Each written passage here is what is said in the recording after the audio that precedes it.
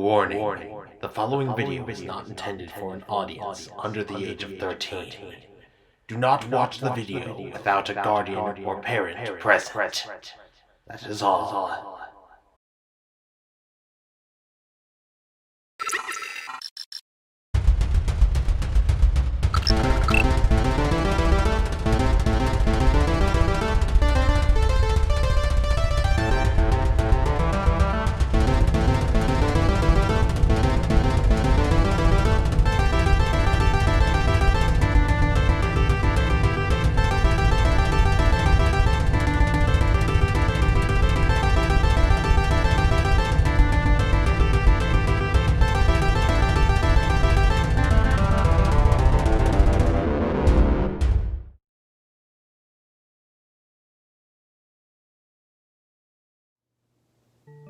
You know something?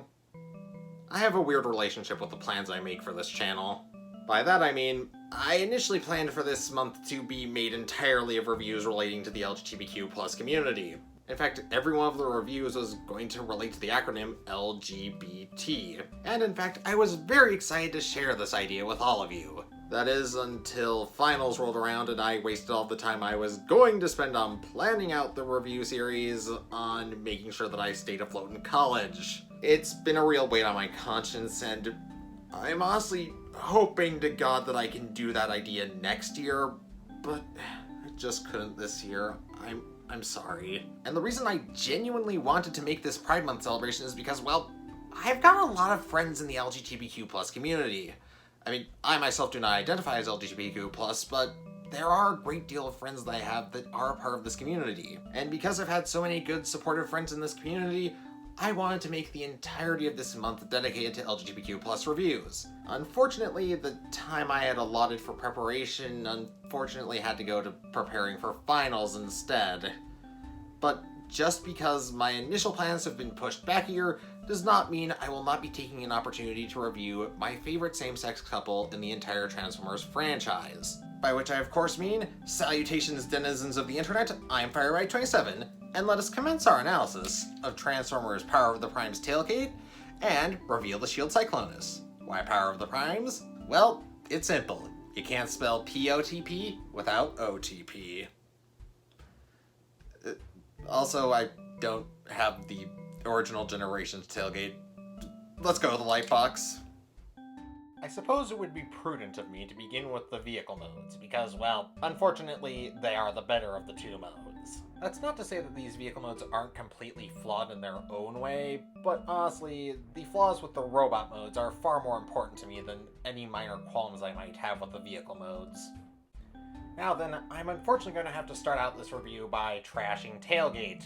I know several other far more funnier and, well, far more famous YouTubers have done this already, but literally the only good thing about this vehicle mode to me is the fact that it rolls. To which I must congratulate you for literally not f***ing up one of the oldest kinds of technology on the planet. Good going there. And like most other generations Legends class figures, he is completely out of proportion with most other vehicles, aside from other Legends class vehicles. And for those of you who are more observant, yes, the front half of the windscreen on the left is cracked slightly. I'll get into why this fucks up this figure later, but for now, let's talk about the Prime Master integration. Now then, every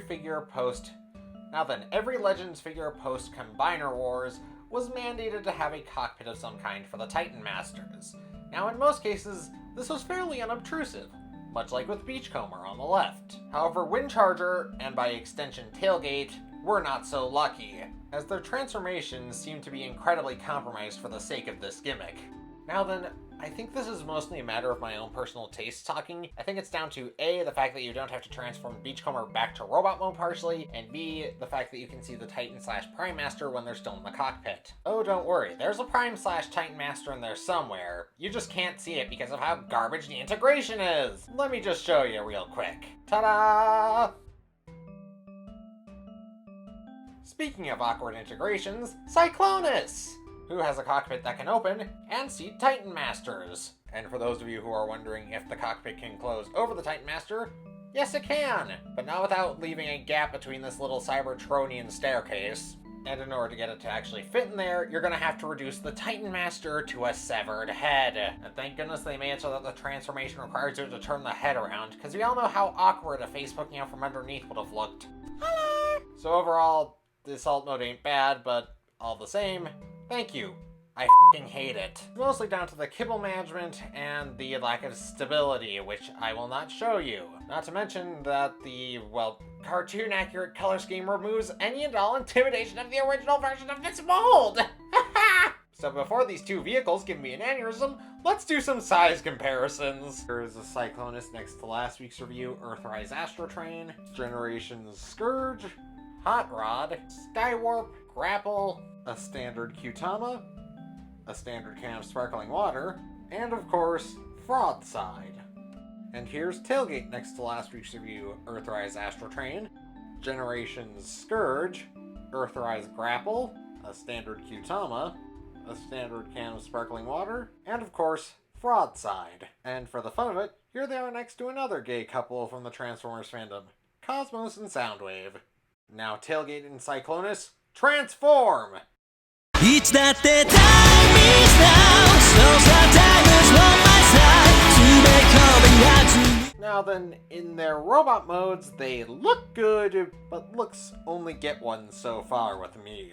So, some of you might remember that Tailgate at one point had super strength in the comics. However, he does not in the real world, and there's a reason why. Oh my god, Tailgate, are you alright? I think I'll live, but it really hurts. And that's because the elbow ball joints on this figure are very loose. Now let's talk about that cracked windscreen. For some reason, the front windscreen was made from a semi-clear plastic. And as we all know, clear plastic is extremely brittle. So of course, half of my windscreen cracked off. So I had to glue it back into place, and now it won't move because it's super glued. And that's one of the few things that I actually genuinely enjoyed about the transformation, and that is the fact that the windscreen and the sunroof fold up into little heel spurs, which is nice. However, one of them now sticks out way too far because I had to super glue it back together. So while I do genuinely dislike recommending a figure on one flaw alone, if you have to pick up any version of Tailgate at a Legend scale, pick up the version that came in the earlier generations. I know that figure is kind of disliked among the community, but still, get it. It's far better than this one. Cyclonus, meanwhile, is incredibly dated, and not in a good way. He possesses no waist swivel, no bicep swivel, but a wrist swivel-ish thingy, and of course, the one thing that I really miss from the Siege figures, an ankle pivot. Though he does have the rub sign, I guess. But look, what I'm trying to say here is that this mold isn't bad. The articulation is just really, really dated. This ultimately put the kibosh on a few of the cute things I wanted to make them do as a couple, but here are a few photos of them acting cute as a couple anyway.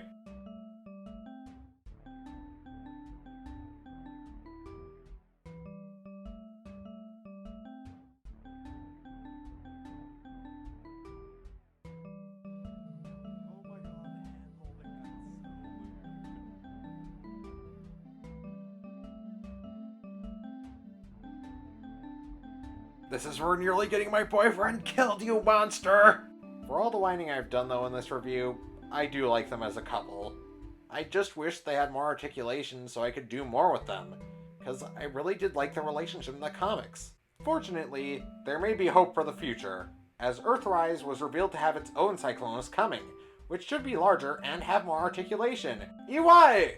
Anyways, let's do a few size comparisons. Here's Tailgate next to Earthrise Astro Train, Generations Scourge, Skywarp, Earthrise Grapple, a standard Qtama, a standard can of sparkling water, and Broadside.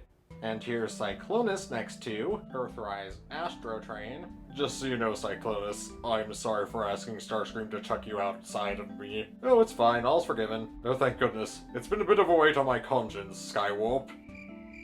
Wait, Skywarp? Generations Scourge, Skywarp, Earthrise Grapple, a standard Qtama, a standard can of sparkling water, and Broadside. And here of course is Tailgate next to Soundwave and Cosmos, and Cyclonus next to Soundwave and Cosmos. Now then, I'm going to be real with all of you. When I originally started filming this video, I was a bit bitter towards these figures, but I think this review has actually softened up my opinion of them slightly.